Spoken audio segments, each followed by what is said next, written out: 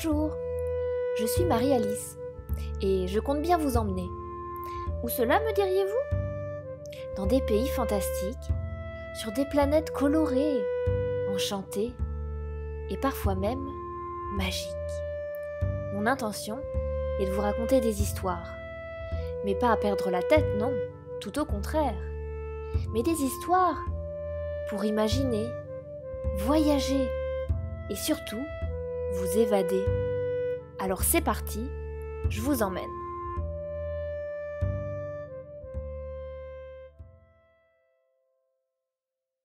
L'histoire de Phaéton.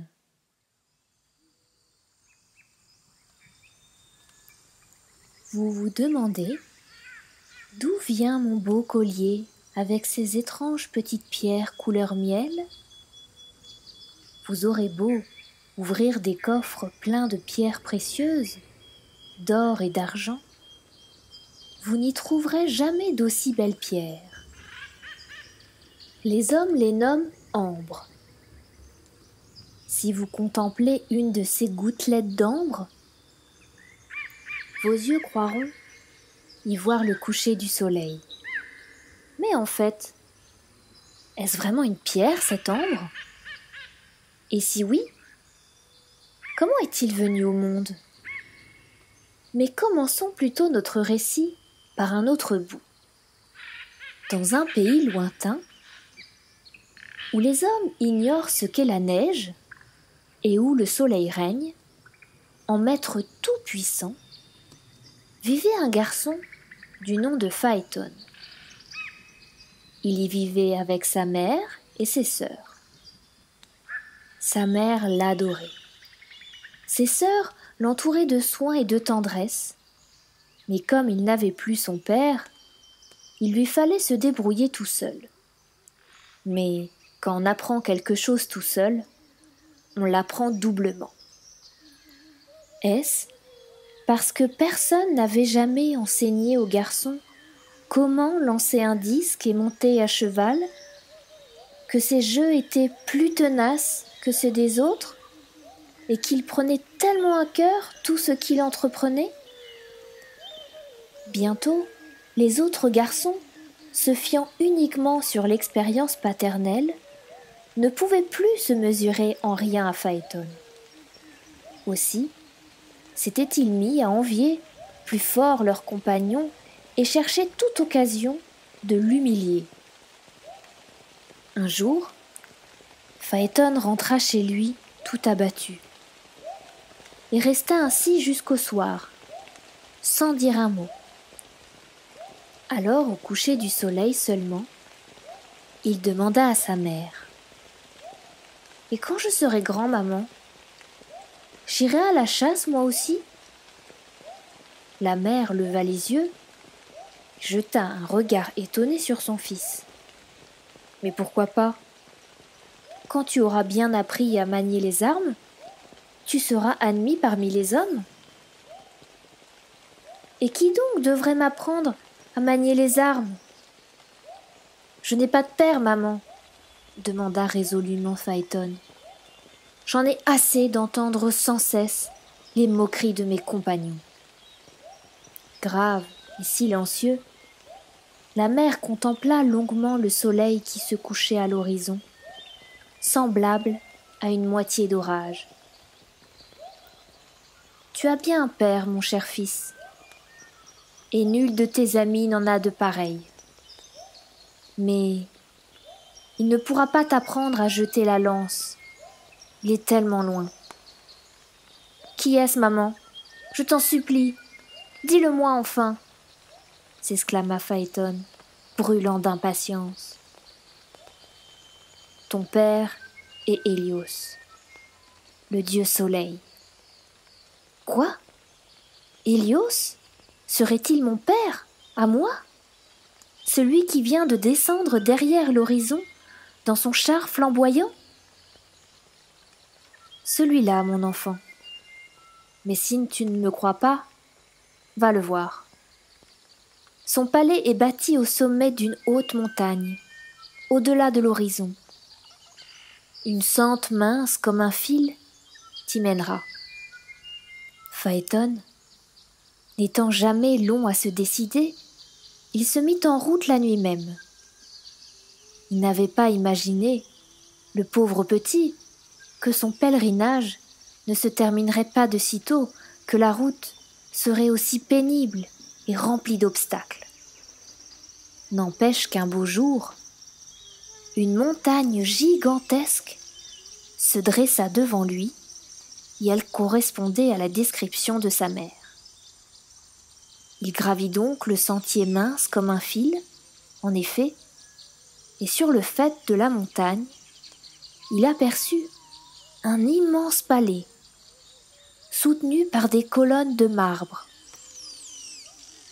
Au milieu, une porte d'argent, décorée de baleines surgissant des vagues de la mer, d'oiseaux voletant dans les nuages et d'animaux chassant dans les forêts, s'ouvrait devant lui.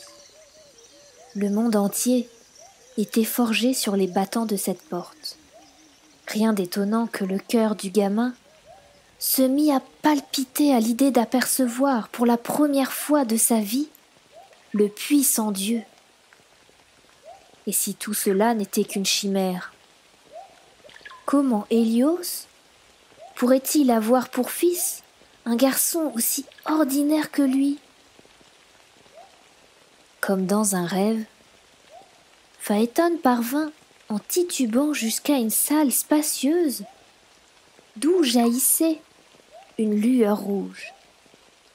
Là, sur un trône doré, était assis Hélios, vêtu d'un manteau pourpre et une couronne flamboyante semblable à un petit soleil ornait sa tête. Mais quel étrange conseiller l'entourait! Près du trône se tenait le printemps, habillé d'une robe parsemée de fleurs embaumantes. L'été, qui faisait bruire sa couronne d'épis de blé. L'automne, occupé à grappiller des grains de raisin. Et l'hiver, tout voûté, avec sa chevelure d'argent, s'appuyant sur un bâton noueux. Plus loin, comme alignés en fil, se tenaient les jours, les mois, les années et les siècles, tandis que les heures, fillettes à chevelure ébouriffée, formaient un grand cercle autour du trône divin en changeant fébrilement de place. Les dieux savent tout d'avance. Aussi, le dieu du soleil fit-il immédiatement un signe de main au jeune homme, comme s'il l'attendait depuis l'éternité. Puis, il enleva sa couronne, pour éviter que sa chaleur ne consume le garçon, et seulement alors, Phaéton put s'approcher du trône. Hélios, tu es Dieu de la lumière, qui tous les jours nous éveille, mes sœurs et moi-même, en nous invitant à jouer et ma mère à travailler. Même mes camarades te suivent des yeux comme subjugués quand tu conduis ton char d'or dans ta course à travers les cieux.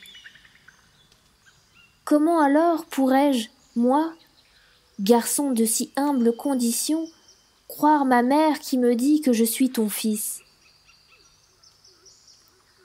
Tu es mon fils, Phaéton, dit la voix du dieu résonnant dans la vaste salle et répercutée par échos multiples.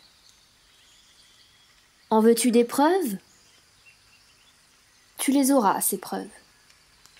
Je te donnerai les plus magnifiques trésors des cieux et de la terre. N'importe quel vœu, je te le réaliserai.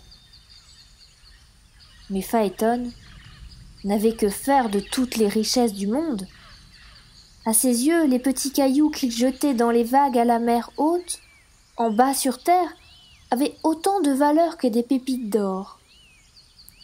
Cependant, le jeune homme surpassait ses amis dans toutes les épreuves et capable de gagner toujours la première place, savait d'avance ce qu'il allait demander.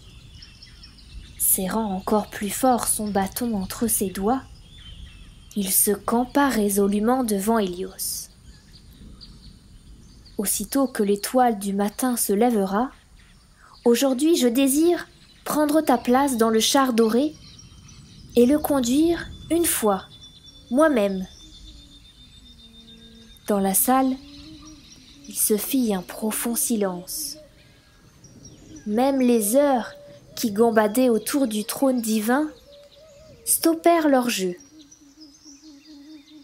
Non, mon fils, cela, je ne te laisserai pas le faire. C'est une tâche qui est bien au-dessus des forces d'un simple mortel. Même le grand Zeus, Dieu souverain, n'a encore jamais tenu dans ses mains les rênes de mes coursiers sauvages. Mais Phaéton n'était pas habitué à céder. Ce fut en vain que Hélios essaya de dissuader son fils en lui décrivant les périls de la course céleste et du pouvoir magique des astres. Phaéton s'entêta pour montrer à ses camarades qui était son père et à quel point avait été vaine leur raillerie. Il ne resta donc à Hélios qu'à enduire son fils d'un onguent magique pour le protéger de la chaleur du soleil et à l'accompagner au point de départ de ce périlleux voyage qui ne laissait rien présager de bon. Déjà, la porte ouverte du palais de Hélios étincelait des teintes roses de l'aurore. Par la porte, on voyait le navire de la lune s'éloigner. Les étoiles balayaient la voie du soleil et déjà l'étoile du matin battait des paupières encore lourdes de sommeil. Quoique émerveillé à la vue de ce beau spectacle, Phaéton, en son fort intérieur, se voyait déjà tenant les rênes des coursiers impétueux qui piaffaient déjà d'impatience, attelés à l'équipage doré. À peine Hélios eut-il le temps de coiffer son fils de sa couronne et de l'embrasser pour la dernière fois que le jeune homme sauta dans le char. Puis, il partit avec la rapidité de l'éclair, tels ces jeunes étourdis dont les lances ne volent pas encore très loin. Aujourd'hui, il sera Dieu, à l'image de Hélios, son père. Phaéton passa par la grande porte et devant lui s'ouvrit l'immense étendue céleste. Un sentier bleu montait à pic pour se perdre au loin dans les hauteurs du ciel. Seul le galop des chevaux et le frémissement de leurs ailes perturbaient le grand silence. Pour la dernière fois, le garçon se retourna pour regarder encore son père, mais déjà en bas, la montagne d'Hélios n'était plus qu'un minuscule îlot flottant sur les nuages, et le palais de soleil, avec ses colonnes gigantesques, ressemblait à un peigne égaré de sa mère. Bientôt, les coursiers s'aperçurent qu'ils n'étaient pas conduits par la ferme main du dieu. Ils quittèrent leur chemin habituel et le char se mit à vaciller dans les ornières du chemin céleste. D'étranges phénomènes apparurent aussitôt dans le ciel. Devant Phaéton, surgit soudain le dragon au corps couvert d'écailles, et de sa queue, il frappa le char si fort que celui-ci se secoua. Puis, du fond de l'océan céleste, surgirent les pinces de l'énorme scorpion. Effrayé, Phaéton lâcha les rênes, et c'est alors que les chevaux, se sentant libres, s'élancèrent en avant comme des déchaînés. Ils se précipitèrent avec le char en direction de la terre, où la chaleur noircit la peau aux gens sur le champ, et puis ils s'envolèrent en direction des hauteurs vertigineuses en incendiant les demeures des dieux. À bout de force et incapable d'agir, l'adolescent regarda la terre et fut saisi de vertige. Loin, au-dessous des nuages, le feu embrasait les forêts et la chaleur faisait fondre les glaciers. Des troupeaux d'animaux fuyaient l'incendie et sur les fonds des mers desséchées miroitaient des milliers de poissons morts. Les dieux, courroucés, abandonnèrent leur demeure brûlée et se rendirent auprès de Zeus pour lui présenter leurs doléances. Ils trouveraient sûrement inadmissible que le char du soleil soit conduit par un adolescent inexpérimenté. Zeus s'assombrit, ne sachant d'abord quoi faire. S'affliger du sort du malheureux petit homme, s'indigner de voir Hélios agir si imprudemment.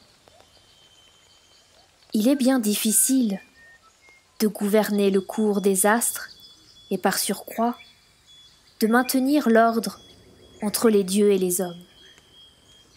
Mais comment sacrifier tout cela pour un caprice d'un adolescent? Dans sa main, il fit donc tournoyer la foudre et la précipita ensuite sur l'attelage. Un terrible coup de tonnerre fit trembler aussitôt le ciel et la terre, éteignant tous les incendies. Foudroyé, le char alla s'écraser dans la mer. Ce jour-là, le soleil ne se montra plus sur la coupole céleste. Transformé en torche vivante, Phaéton tombait vers la terre dans une chute vertigineuse, en traçant sur le ciel sombre un trait incandescent qui se termina dans les eaux de la rivière Érédan. Loin de là, sur sa haute montagne, Hélios, dieu du soleil, pleurait la mort de son fils. Et le chagrin des sœurs de Phaéton ne fut pas moindre. Accablées de douleur, elles parcouraient les bords d'Éridan à la recherche de la dépouille de leur frère. En proie au désespoir, elles levaient les bras vers le ciel, d'où les dieux, courroucés, contemplaient la terre ravagée. Peut-être aurait-elle péri de chagrin si un jour, un pouvoir magique ne les avait pas changés en aulnes. Mais les arbres continuaient à pleurer. Au bout des feuilles, parlaient des larmes qui ruisselaient jusqu'aux flots tumultueux de la rivière pour se transformer, sur son fond, en petits cailloux, couleur miel. Lorsque vous porterez à vos yeux un collier d'ambre, souvenez-vous des larmes des malheureuses sœurs de Phaéton. Vous voyez sa belle couleur dorée? Et si vous les contempliez à la lumière, les gouttelettes d'ambre semblent comme le soleil couchant. Alors, souvenez-vous aussi de Phaéton, cet adolescent qui avait eu la hardiesse de monter au ciel pour y conduire sous le regard des hommes le char du soleil.